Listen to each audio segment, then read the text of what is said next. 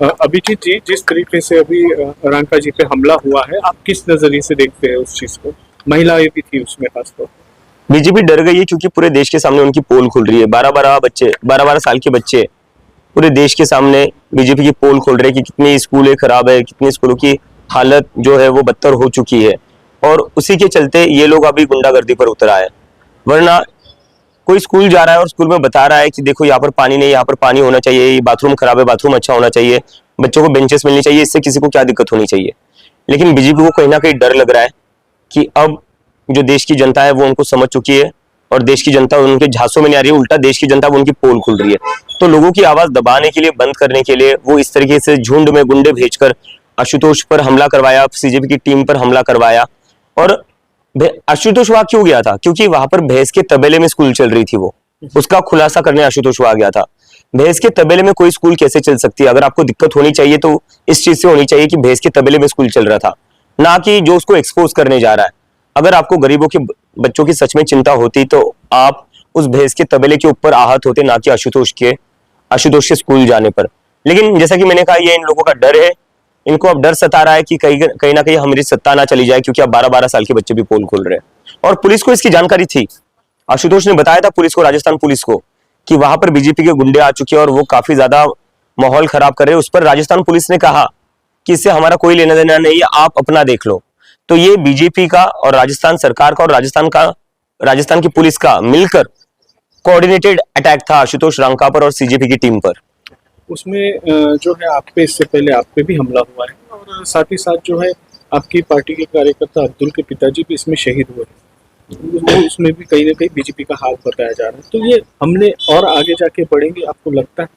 क्या आप डर रहे हैं ऐसे हमलों को लेकर? नहीं, हम तो बिल्कुल नहीं डरते। मेरे ऊपर हमला हुआ है, अब्दुल की पिता की जान ले ली इन लोगों ने, लेकिन उसके बाद भी अब्दुल कह रहा है कि भैया रुकना नहीं है, सारे स्कूल ठीक करना है। आशुतोष चला गया स्कूल में और आज जो उसके साथ हुआ, उसके साथ जो मारपीट हुई, उसके बाद भी वो कह रहा है भाई मैं कल फिर से स्कूल जा रहा हूँ। तो हम इन हमलों से डरने नहीं वाले, लेकिन कहीं ना कहीं सोचना पड़ेगा ये लोग हमला क्यों कर रहे हैं। क्योंकि जैसे कि मैंने कहा, इनका जो 12 साल का शासन है, उस शासन की पोल खुल रही है, नरेंद्र मोदी की पोल खुल रही है, बीजेपी की सरकार की पोल खुल रही है। और इसीलिए किसी ना किसी तरीके से ये लोगों को डराना चाहते, धमकाना चाहते, चुप कराना चाहते, ताकि इनकी सत्ता बरकरार रहे। लेकिन ऐसा होगा नहीं, देश की जनता इनको समझ चुकी है। अब आने वाले चुनाव में अगर इनकी ऐसी हरकतें रही, ऐसी गुंडागर्दी रही, तो देश की जनता इनको जवाब देगी। 48 घंटे का मेमोरेंडम दिया आशुतोष जी की ओर से कि जो है जल्द से जल्द गिरफ्तार किया जाए, वरना हम इस्तीफे की मांग करेंगे। एक आप किस तरीके से देखते हैं, आपकी भूमिका क्या रहेगी? नहीं, बिल्कुल, जो पुलिस का काम है, पुलिस का काम क्या होता है? लॉ एंड ऑर्डर मेंटेन करना होता है। अगर लॉ एंड ऑर्डर भी मेंटेन नहीं कर सकते तो क्या किसके पास देखेगी जनता? अगर पुलिस ही अटैक्स में मदद करेगी अटैक्स करवाने के लिए, तो जनता का क्या होगा? आम जनता का क्या होगा? तो बिल्कुल आशुतोष ने जो बात कही है सही कही है। कहीं ना कहीं देश में देखा जा रहा है कि जैसा जेन जी नाम प्रचलित हुआ है, तो एक अलग तरीके की भी जेन जी उभर के आ रही है, निर्माण किए जा रही है। तो कहीं ना कहीं जेन जी नाम को बदनाम करने की कोशिश तो नहीं की जा रही है? अलग अलग वीडियो सामने आ रहे हैं, उनसे माफी मंगवाई जा रही है। आप किस तरीके से देखते हैं? मुझे ये सरकार की बहुत ही बड़ी कायरता लगती है कि छोटे छोटे बच्चों को भी अब आप टारगेट कर रहे हो। 18-19 साल के बच्चे हैं वो, उनसे भी आप डरने लगे और उनको भी बदनाम कर रहे हो। मतलब कहते हैं कि 56 इंच का सीना है, विश्व गुरु है, पूरे देश के नेता इनको बड़ी इज्जत से देखते हैं। और क्या करते हैं? ये बच्चों से डर रही है।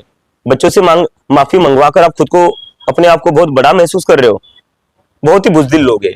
महाराष्ट्र में आप स्कूल के दौरे पे हैं, आपको क्या कमियां लगी है, क्या खामियां दिखी है उन स्कूलों में? अभी तक आपने जितना दौरा किया है महाराष्ट्र में, सबसे बुरी बात जो मुझे वो लगी ये कि मैं अभी तक 20 स्कूल घूम चुका हूँ। 20 स्कूल में मुझे एक भी स्कूल अच्छा नहीं दिखा। किसी भी स्कूल में ना बाथरूम अच्छा है, ना बाथरूम में पानी आता है, ना बच्चों के लिए पीने के लिए पानी है, ना बच्चों के लिए बैठने के लिए बेंचेस है। और जब मैंने टीचर से सवाल पूछा कि ये ऐसी हालत, इतनी खराब हालत में आप पढ़ाते कैसे हो, तो उसके बाद मुझे टीचर्स ने बताया कि एक टीचर 3-3, 4-4 क्लास के बच्चों को पढ़ा रही है। जैसे कल लातूर में चला गया था, वहां पर एक ही टीचर थी, वो एक अकेली teacher 1st standard, 2nd standard, 3rd standard और 4th स्टैंडर्ड को पढ़ा रही है।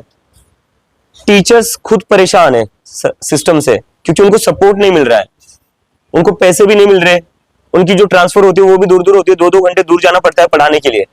तो टीचर्स जो है वो खुद परेशान है, ज्यादा स्टाफ नहीं है वहां पर। फिर जो लोग खाना बनाते हैं, मैंने उनसे भी बात की, वो लोग कहते हैं कि महीने के 2000 मिलते हैं। बर्तन धोने के, खाना बनाने के और स्कूल की सफाई करने के। क्या होता है 2000 में, मतलब दिन के 60-70 रुपए मिल रहे होंगे। 60-70 रुपए दिन के, क्या भिखारी समझ के रखा है क्या? आपने इन लोगों को स्कूल चलाने के लिए बोला है, बच्चों का ख्याल रखने के लिए बोला, और आप उनको 2000 दे रहे हो बस। पीएम केयर में जो इतना सारा पैसा है वो किस लिए है? करो ना इस्तेमाल यहाँ पर, या आपको पोस्ट रिटायरमेंट के बाद आपने साथ लेकर जाना है। तो अगर बच्चों के लिए आप ये पैसा इस्तेमाल नहीं करोगे तो किस चीज के लिए करोगे? और कह रहे हैं कि नेशनल इमरजेंसी के लिए होता है पीएम केयर्स। तो बता दीजिए, आसाम में जो बाढ़ आई थी उसके लिए कितना दे दिया पीएम केयर्स में से आपने? नेशनल इमरजेंसी ही थी ना वो। या जो आसाम में नेशनल इमरजेंसी आई या जो बाढ़ आई, आप उसको नेशनल इमरजेंसी नहीं समझते। मणिपुर में जो दंगे चल रहे, क्या वो नेशनल इमरजेंसी नहीं है? बताइए मणिपुर में कितने पैसे भेजे आपने पीएम केयर में से? बस खुद की जेबें भर रहे हैं ये लोग। एमएमआरडी को लेके आपने एक ट्वीट किया, क्या कहेंगे आप उसको लेके? क्या एमएमआरडी के कुछ स्टूडेंट्स एस्पिरेंट्स थे जिन्होंने एग्जाम दी, वो मेरे पास आए थे। उन्होंने मुझे बताया कि कैसे जो टॉपर्स है वो टॉपर्स कुछ अधिकारियों के बच्चे हैं, और इतना ही नहीं, कुछ टॉपर्स ऐसे जो बाकी एग्जाम्स में पास होने तक के उनके मार्क्स नहीं आ रहे थे, लेकिन इस एग्जाम में एकदम से टॉपर्स बन गए और 200 में से 200 मार्क्स आ गए, 200 में से 198, 99 मार्क्स आ गए। कैसे पॉसिबल हो सकता है ये? जो बच्चा दूसरे एग्जाम में 200 में से 50-60 मार्क्स लेकर आ रहा है, वो एमएमआरडी के एग्जाम में 199 मार्क्स कैसे लेकर आ रहा है? तो डाउटफुल तो है ये बात। फिर उन्होंने एक और चीज बताई कि जितने भी टॉपर्स हैं वो, उसमें से मेजोरिटी ऑफ द टॉपर्स, ज्यादातर के जो टॉपर्स है वो एक ही सेंटर से है। तो इसका मतलब कुछ गड़बड़ थी क्या उस सेंटर में, या सेटिंग हुई थी? तो इसकी जांच होनी चाहिए, क्योंकि ऐसा तो नहीं चल सकता कि जो बच्चे बाकी एग्जाम्स में पास भी नहीं कर पा रहे वो एमएमआरडी में टॉपर बन जाते हैं और सारे टॉपर एक ही सेंटर से आ रहे। तो इसकी तो जांच पूरी होनी चाहिए, इसमें जरूर कोई ना कोई स्कैम हुआ है।